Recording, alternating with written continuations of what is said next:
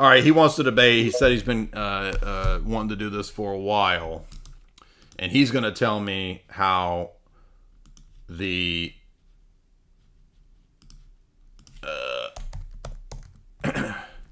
Lumen Gentium and Nostra Aetate make perfect sense because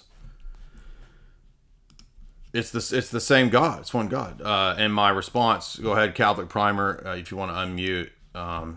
Do you know what the quantifier shift fallacy is? No, I'm not. I'm not familiar with that. Can you go ahead and explain? So what?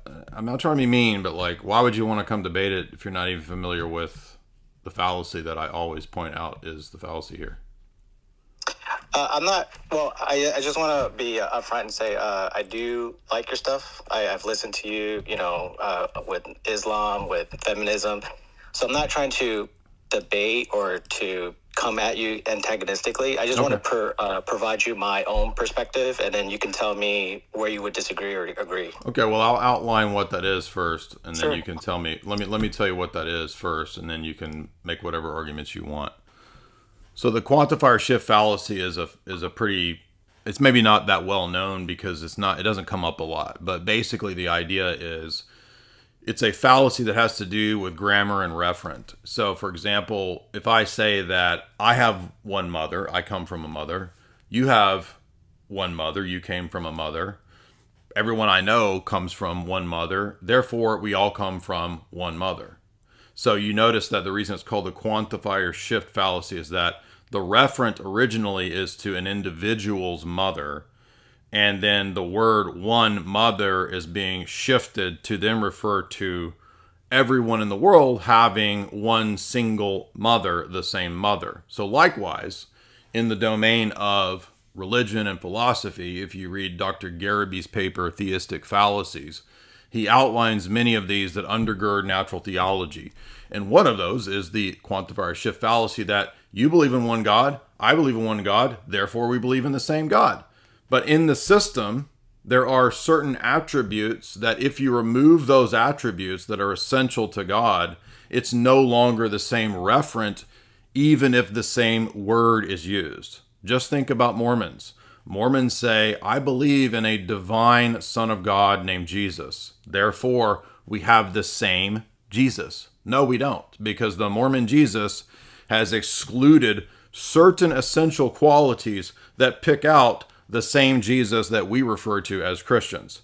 Therefore, Nostra Aetate is making the quantifier shift fallacy that because Muslims believe in some attributes that pick out a single monotheistic deity identified supposedly as Abraham's God, it's therefore the same God.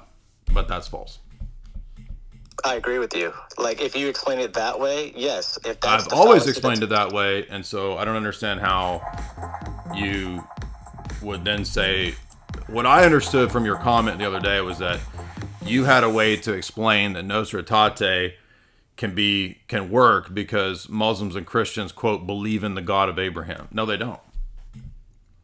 Okay. Can I explain to you my perspective? Go ahead. So, ontologically speaking, I do believe that the Allah of the Quran and the God of the Bible are two different gods, right? They have completely different qualities. They behave differently morally. I believe that Muhammad probably had some sort of demonic experience. It wasn't really God speaking to him or Gabriel. Ontologically, I do believe that they're worshiping a false God. But if I were to ask a Muslim, do you believe that you are worshiping Satan? Or do you believe that your God is different from our God? In their mind, they believe that they're worshiping the same God. So? Right? And they just think that we have it wrong. So? And right. In the same way as we believe that they have it wrong. So the analogy that I try to use is, let's say, we're talking about Michael Jordan. And then you say, oh, yeah, the guy with 5 rings. Like, you got a fact about him wrong. But then I try to correct it. No, he actually has 6 rings. Right? We're trying to refer to the same person. Yeah, even but if again, one of us gets it wrong. The reason this doesn't work is that that's a false analogy, because in the case of certain reference in intentionality, you might be able to intend the same deity. And if Nostra Aetate or Vatican or Lumen Gentium only kept it at that's what they believe, you might be able to make the text work. The problem is that that's not all that it says. It actually says that they do adore the same deity that we do. The one they do adore. It doesn't say they think they adore the one God. It says they do adore the one God, living and subsisting in himself, merciful and all powerful, the creator of heaven and earth. They take pains to submit to his his inscrutable decrees, just as Abraham. So in let me finish. In sentence 2, 1 and 2 of Nostra Aetate 3, there is no qualification that what has been said so far is merely their intention or their perception. It identifies the adoration, which in Catholic theology is a term of worship, with what Muslims already possess. And you just admitted at the beginning that ontologically speaking, it's not the same referent. So even if they intend it, it doesn't matter, because Vatican II says that they actually adore that God. Okay. You finished? Yeah. Okay, great. So I understand what it says, and I think that it could have said it better. But I also want to focus on what it wait a minute. say. Why are you able to say that infallible dogmatic decrees from the Vatican could be stated better? Like, I'm not. I'm just let me you explain just said myself. it could be better. So are you more competent than the papacy? No, I'm not. Well, you just said it could be stated better. So in this case, you are, right? No. I just want to explain myself before you. You just said it could have been stated better, meaning that you are more competent in this matter. How is that not the case? Okay, then can I retract it and then just go into what I want to say then? Yeah, but for the sake of the audience, the paper that I'm referring to that I recommend people read, which deals with all of these terrible arguments, is called Theistic Fallacies by Dr. Gareby, Gereby, right here. So if you do want to go deeper into this argumentation, I'm not meaning to be rude to you, Catholic Primer, but this paper takes on Swinburne and other pretty popular proponents of Thomistic natural theology. Go ahead. Okay, so what that paper says, it doesn't say that they're ontologically the Nostra Aetate. It doesn't say that they're the same God. It just says there are certain attributes that they listed that were similar. Self-sustaining. No. That's not what I read. What it says. It says they adore the one God. Adoration in Catholic. It's not correct. In Catholic theology, adoration is a term of worship. Well, that's correct. They believe that they adore the one God. No, that's not what it says. The qualification that their perception is later on stated to be about the faith of Abraham. It does not say that until later on. It says, just as Abraham, who the faith of Islam takes pleasure in linking itself, submitted to God. The first sentence and the second sentence are about what they get correct. They do adore the one living God, and this is precisely why your papacy prays in the mosques towards Mecca. Okay, I'm trying to express myself, but you're interrupting me at every point. No, because literally the thing you just said is the first thing that I covered. I knew you were going to say, that's just from their perspective. It's just saying what they think. That is not true. I just refuted that. The first frickin' thing I said, they adore the one God. The qualification doesn't come until the next sentence later on. But it doesn't say that the one God that they adore is the same as our God. Yes, it does. They adore the one God. You're lying. It doesn't say they're ontologically the same. It doesn't have to, because it says they adore the one God. You're being dishonest. It says that they believe that Jesus is not God either. What does that have to do with this? It's this phrase that says that Jesus is not God. So what? This is the problem phrase. All that means is that they're contradicting themselves. We know that Muslims don't believe in Jesus as God. So what? What does that have to do with this? It's not true that they adore the one God. That's false. Okay, so then let me clarify then, because I think that whenever we say the same God, I think that it requires too much unpacking. I think it's better asked is, does the Muslim conception of God matches the Christian conception? No, that's everybody knows, and you already said at the beginning that we agree that that's false. That's not the problem. The problem is the statement in the dogmatic document, they adore the one living God. Right, but it also doesn't say everything else that you're trying to conclude. Yeah, what are you talking about? What's the false conclusion? I'm just going by what it says right there. What do you mean it doesn't say all the other stuff I'm saying? Well, I mean, if you go off of Pope Benedict and John Paul II, they don't. All that means is that they contradict. What are you talking? What does that mean? What does that prove? What do you mean all the other stuff? Like what? Like them praying in the mosque towards Mecca? Their actions show what they believe, dude. Get out of here with this bullshit. You guys are such liars, man. I guess this stuff. Why would they pray in the mosque towards Mecca if they don't believe that?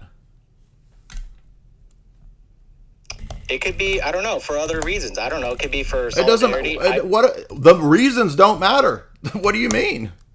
You can't do that in Christianity. Go pray in the mosque. What do the ancient canons of the first 1,000 years of the church say about praying in the synagogues or in the gatherings of heretics?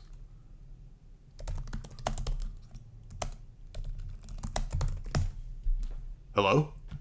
Yeah, it probably doesn't allow it. Or probably, correct. It says that you're excommunicated if you do that. Okay, but the thing is, like, we don't necessarily endorse every single action or, that the Pope does. It does. Yeah. What does Catholic moral theology say about actions of apostasy? But I'm not trying to defend that. I'm just saying that. So I'm telling you my perspective, what I believe. Catholic moral theology itself. It doesn't. Who cares what you believe? We want to know what the Roman Catholic Church teaches dogmatically. Right, and it Catholic doesn't teach that they're the same God ontologically. It doesn't matter because why are you lying? It doesn't matter. No, it doesn't. That has nothing to do with whether this phrase is false. But does it teach that they're the same? It doesn't matter. I know that. See, it doesn't matter. Look, do you understand that you're arguing against something that's not my argument? My argument is that your documents contradict. So when you go to another place where it says, "Well, they admit that Jesus isn't God," that doesn't address my argument that the documents contradict. The phrase that they adore the one God itself is flat out false in Catholic theology in your system. It doesn't work. It's not possible. Why do you think in the Middle Ages the popes would call it an infidel demonic religion and there should be crusades in the Middle East against the Muslims, to now saying they adore the one God living and subsisting in himself? That's a contradiction. But is it true that they believe that? It doesn't matter. Like, do you not, for the fifth time, do you understand that that qualifier doesn't come until later on after they've already made the wrong statement? It doesn't matter how you qualify it later to say that they think they have the faith of Abraham. How would you word it in a way that would sound get out of here, man. theologically correct? It's not. There's nothing theologically correct here. Except when How would you word it? Why do I have to state your position and define your stupid Catholic dogmatic nonsense for you? I'm so tired of this dishonesty with these people. And then when you go to how they act on the basis of this, again, in Catholic theology, you can't go pray in mosques towards Mecca, except that now you can, you see. So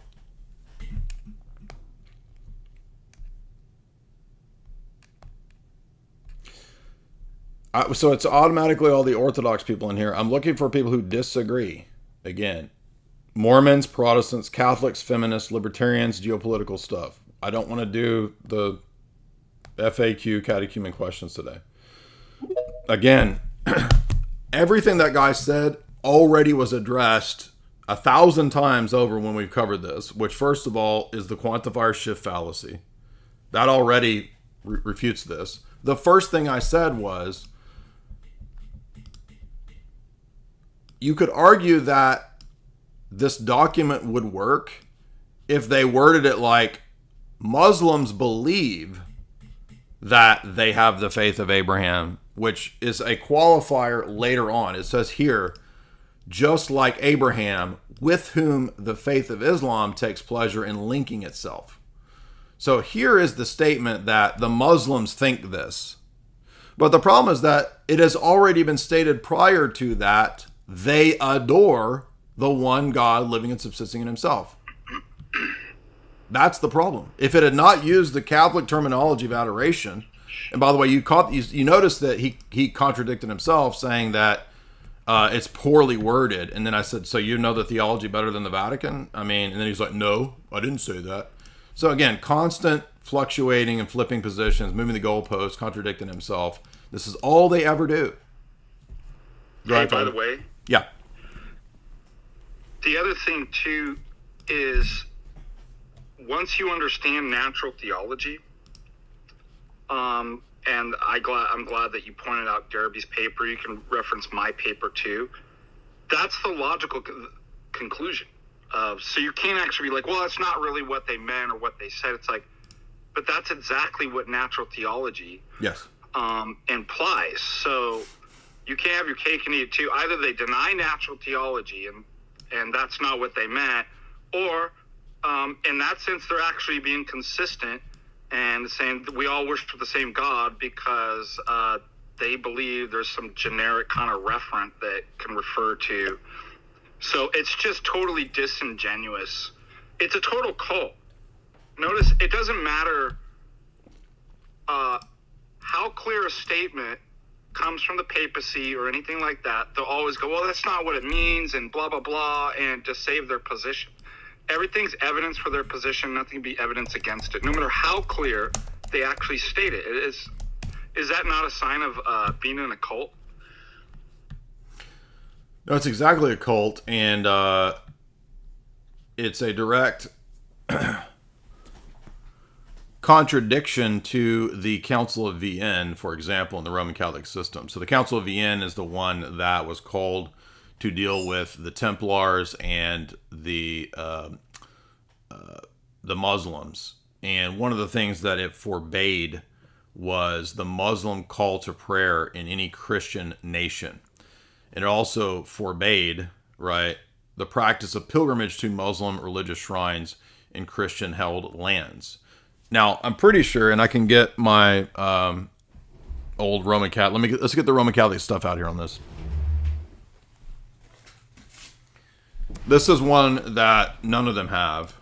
So, if you really want to own the Roman Catholic apologists, one of the places to go on this is the Tanner and Alberigo Roman Catholic Decrees of the Ecumenical Councils set. It's a very expensive, very rare set put together by two Jesuits. It's the official Roman Catholic list of the Ecumenical Councils.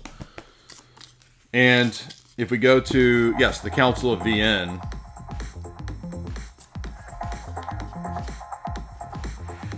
this is page 381.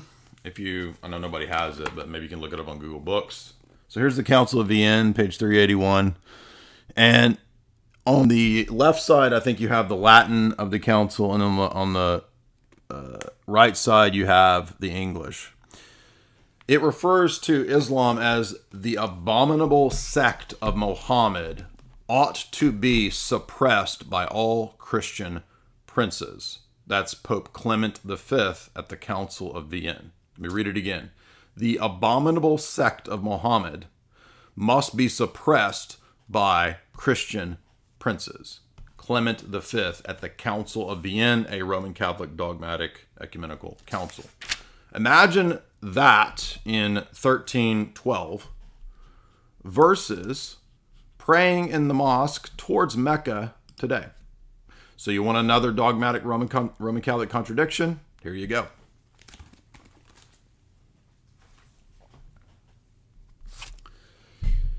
And Father Deacon, Dr. Ananias is absolutely correct to bring it back to those philosophical points too, that one of the ways that we know that what we're saying about Vatican II is correct is not just the wording of Vatican II in Nostra Aetate 3 and Lumen Gentium 16, but as he pointed out, natural theology itself. Natural theology is premised on the lowest common denominator assumption that if you get a few of the attributes right, then it's the same referent. But there's ambiguity here because even then it's still not the case. Because how do I know what the lowest common denominator of essential attributes is that tells me that it's the Christian deity? And one of the first things that Garraby points out in that paper is I could take the same argument that Swinburne makes for Thomistic natural theology, lowest common denominator generic theism, and say that it's talking about perennialism. There's no necessity to the LCD being the Christian God. Why would it not prove perennialism? And then he uses various analogies from games and logic, and particularly certain fallacies, to show that it's just like between playing poker and playing Go Fish, there's a lot of things in common. There's cards, there's rules, there's game theory, laws. There's all kinds of things in common. So does it follow from the fact that there's things in common between poker and going fish that there's a lowest common denominator game that is the underlying game that everyone plays? No. They're unique games with a set of rules and conditions that condition it to be that specific game. And they're incommensurable, even though they have things in common. Do you know what's interesting? Speaking of perennialism, because, I spoke with Dr. Garby, and he actually developed his argument critiquing natural theology when he was studying under Hicks, who's the famous perennialist. Yes, exactly. If you know. And that's what got him to think about, all of these issues, too. Also, he situates this historically after the 30-year war, when Henry Moore was is the first instance of the term monotheism.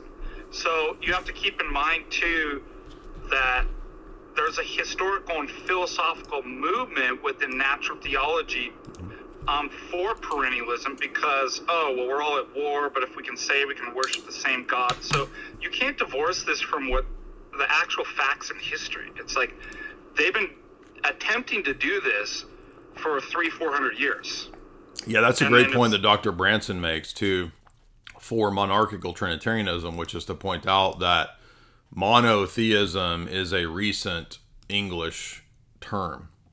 You don't find the word in the ancient church the way that it's understood now. In fact, when they talk about the one God, it's the person of the Father. So the idea that there's this equalitarian monotheism based around, medieval atomistic principles of, absolutely simple essence that's the first cause and all this kind of stuff. That's not what monotheism as a term meant, because monotheism is a late term. Yeah, I believe that it's 1698. Yeah, that's what Dr. Branson says that, yeah. But yeah, I recommend everybody read this paper. It's a bit of a challenge. If you're not into philosophy, you might find this paper to be a little advanced. But it points out, I think, in very flawless logic, that there's nothing about the assumptions of a lowest common denominator approach of attributes that necessitates Christianity. So why not be a perennialist? And if our arguments are good enough to prove perennialism or any other stupid thing like Islam, why are we using them? They're dumb arguments. It's a waste of time. Zalmoxis, 4 months, Benedict XVI and John Paul II, and Catholic scholar Gabriel Said Reynolds all say that Vatican II teaches that it's the same God between Islam and Christianity. Well, of course it does. That's the basis for the document that Francis put out, with the Imam, that became the basis for the Abu Dhabi Faith Center.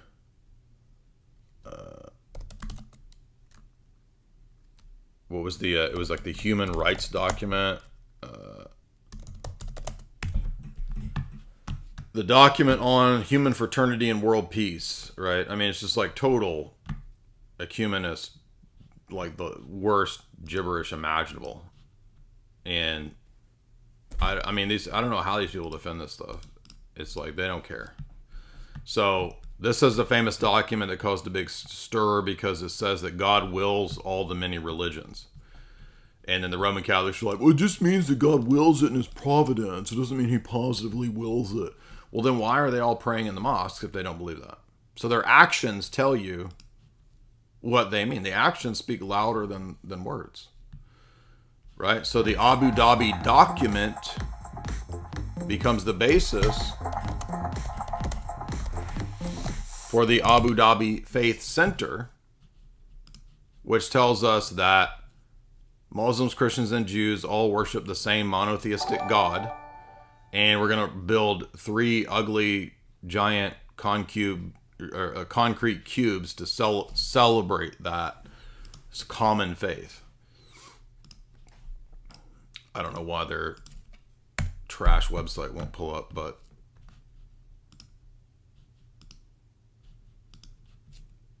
there it is. You guys remember this when they built it, because we were making fun of it. And I'm pretty sure it probably has no cross, right? Because these people hate the cross. It has a menorah, though. No, here's one cross over here in the chapel. The whole premise of this is false. And the entire premise of this is Vatican II's Natural Theology in Nostra Aetate 3 and Lumen Gentium 16. And it's already open. By the way, we played the video too because it's got that creepy vibe of like 3 little kids bringing cubes together, like out of Transformers or something. I'm making a joke, but you guys remember this? What's wild is that when we talk about this and we show you what they mean by it and how they interpret it and their actions, people they don't care. They still don't care. They still act like, no, you're the problem. It doesn't mean that. You're making it up.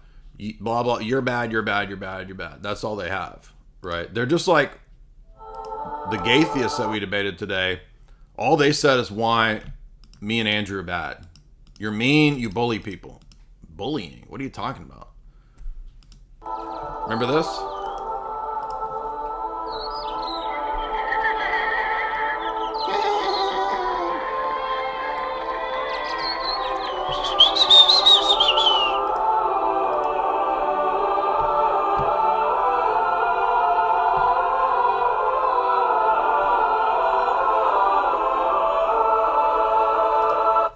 Isn't it amazing that all of this is built on a quantifier shift fallacy? It's pretty crazy. We all believe in one God, therefore it is the same God. Okay, guess what? Hindus can also say that they, in a sense, believe in one God. Even though all the deities and the particulars or manifestations of that one God. So, are we also then of the same faith as the Hindus? No, that one doesn't count, you see, brother. That does not count. That is not the God of Abraham. Well, wait a minute. The God of Abraham, according to Jesus, is Jesus. Oops. So you see that this whole thing hinges on a word concept fallacy. Quantifier shift fallacy. I have one mother, you have one mother, therefore we all have the same mother. Mormons believe in Jesus. He's a divine being. If I believe in a divine Son of God, Mormon believes in a divine Son of God, it's the same Son of God. Now, what's funny is that pretty much every Roman Catholic I ask, they will literally say that no Mormon believes in the correct Jesus Christ and Mormons don't have Jesus. I kid you not. And then when you point out the exact same move with Vatican II and Muslims and Catholics, well, then no, they mean the same generic theism. It's the same argument, you idiot.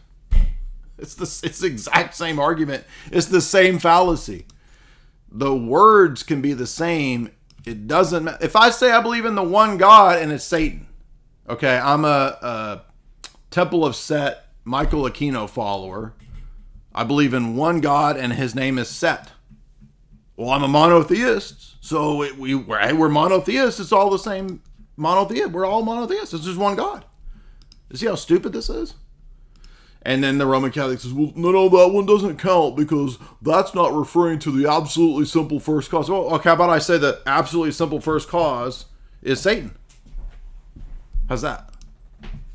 Well, no, that's different. You don't get to qualify. Well, no, wait a minute. I don't get to qualify it, but you qualify it for the Muslims. So Muslims are allowed to qualify it to make it fit that it's the Abrahamic deity. It's not. And by the way, this also refutes Sam Shamoun. Because how is Sam Shamoun going to deal with his however many years of arguing that Muslims don't have the same God as Christians? You want to make this very easy from Islam? Muslims say Allah has no son. Jesus says God is his father about dozens of times just in the Gospel of John. Therefore, it's not the same God. Very simple. How's that? I mean, it's weird to me that any Christian would want to engage in this idiotic enterprise, which doesn't produce good fruits. It only produces nonsense like this, and they think it's a win. Go back and watch my debate with Trent Horn, and you will see everything that I'm arguing here is the exact same thing I argued then. And Trent Horn did terrible.